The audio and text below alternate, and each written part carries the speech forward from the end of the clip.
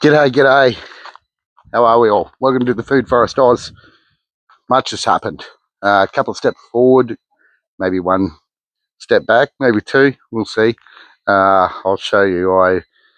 I slipped through a fence, an asbestos fence, while I'm trying to move a bathtub. So I'll show you that. It's not as big a disaster as, well, it's money. It's definitely money, but that fence sucks. So maybe this isn't a chance. This is a chance to improve this. What I've done today is I have cleaned up all of this yard. It is looking really nice. Spring has sprung. It's popped. Things are going well. I've actually had to water stuff not a fair bit, a little bit. It hasn't been hot, but it hasn't been raining, and the wind's been whipping through. Gusts up to 60 kilometres an hour for most of last week. So what that does is it just whips the moisture straight out of the soil. So you'll notice the garden bed down there has been fenced off. Smushy's taken to lying in there and doing other things. So we've had to fence that off. You'll also notice that I don't have mulch on it. Now it really needs mulch, but the problem I've got is that it's still too cold. We're still 5 to 7 degrees at night and 15 to 20 in the day right now. So the day is beautiful, but the nights are still a little bit cold. Too cold for worms, too cold for any type of spring plant, really, which is weird for this time of year. Usually it's really hot. I've seen Halloween be 42 degrees here before. So yeah, it's a weird old year. There you go. Have a look at this nectarine here. It is amazing. It's got too many nectarines on it, so I'm going to pull some of those off. But they're all going really, really well. I don't know how many this is going to fruit. Like, I don't know what it's going to carry. It's so small, that plant. It really is a dwarf nectarine. So they may actually have to come out and have something else that's bigger go in there because I didn't want them that small. So we got the mulberry. Mulberry's going really well. All the garlic's going pretty well. The Egyptian walking onion is going amazingly well. Have a look at all these little pods on top of it. I've got to water this just to give it so when they touch down, they'll have something moist to grow into. Maple's going amazing. I've actually figured out what's wrong with it. I don't think the fertilizer was the problem. I think the fact that it's in such a small bucket and it's come into spring and it's ready to go, that means that I have to water it every single day, which I'm about to do. So yeah, I've cleaned all this up. The egg roll box is working really, well, no, I wouldn't say really, really well. It is working. I've had to put straw back in there. I can't just, so today I got 6 that rolled down and 6 that were in the box. Some of those were from yesterday. I've been leaving some eggs in there so they know where to go.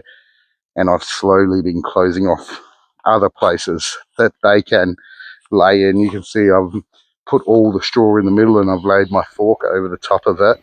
That is basically to stop them laying anywhere else but in this egg box. And you know, they're getting used to it. I've put another couple of boxes up there.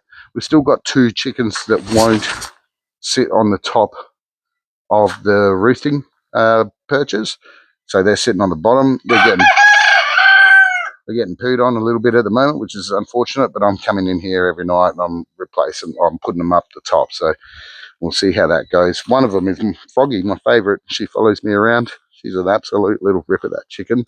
The funniest looking chicken I've ever seen. Like, fat, short, big legs, small comb, runs like a champion, but it is hilarious when she runs. So have a look around here. We've just cleaned it all up, got all the boxes out. There was a box here that used to be a worm farm, but once I dug through it, I realised what they'd done is they'd sliced up a heap of envelopes and it had plastic all through it. So it was effectively, I'm going to have to dump it. It's a shame. It's just little shreds of plastic all through it. And yeah, I had somebody give me some shredded paper for my worm farm and put it in there and then spent next month picking out little shreds of plastic. So yeah, remove that little plastic strip before you put it in your worm bin. Speaking of worm bins, they are going really, really well. The worms have come back into the top one every time I put my hand in there, I get worms. And again, I'm about to go up and water that. So I'm watering it every 2 days.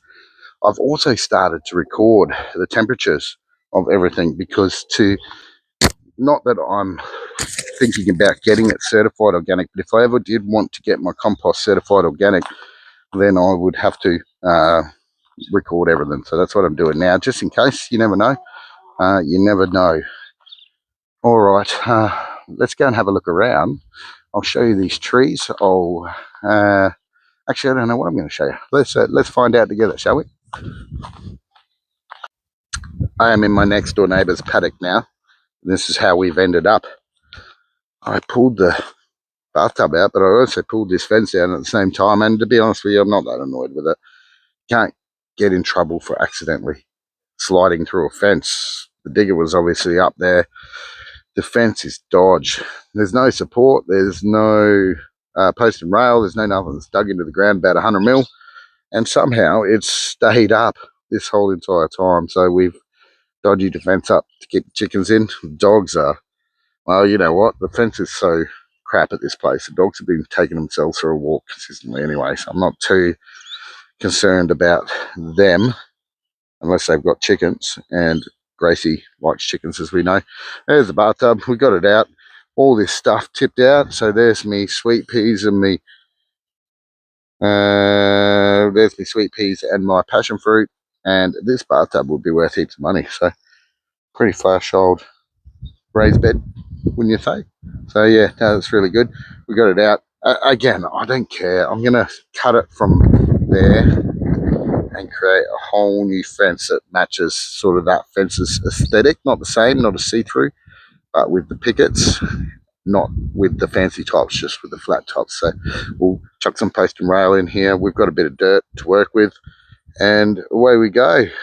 It's probably just a job brought forward more than anything else. Let's go back up there and have a quick look. I have so many plants ready to go. Sunflowers, globe artichokes, more marigolds, tomatoes, and then if we come back up here, and I've got these guys as well, and I've got a heap of other stuff. I'll show you that. And we have all of these. There's some San Marzano tomatoes. They're for sourcing. Got some snow peas. We've got some Sweet 100 tomatoes. I think there's some more snow peas there. And what are these? These are leeks. They are can Kong, so Chinese water spinach. There's some chum soy already flowering and some butter crunch lettuce. I've got all that. I've got all this, and I've got all the stuff in the top shed that you've either seen or will see. Not sure where it goes in today's video. Yeah, we really need to. Tomorrow, we're going to clear all that stuff up because I need to plant some plants in there. It's a really nice day here. The wind dropped today. It's picking up a little bit now, but it's not too bad. Leah's up here with the chickens, enjoying herself, having a bit of a zen moment. All the girls are really good. As you've just seen, Elvis attacked me. That was about half an hour ago, and he got a bit of a kick for his troubles. He cannot help himself. In a way, I feel sorry for him. Anyway, guys, this is a beautiful day at the Food Forest Oz. I'm going to go enjoy some time with the wife, and I'll see you soon. Bye now.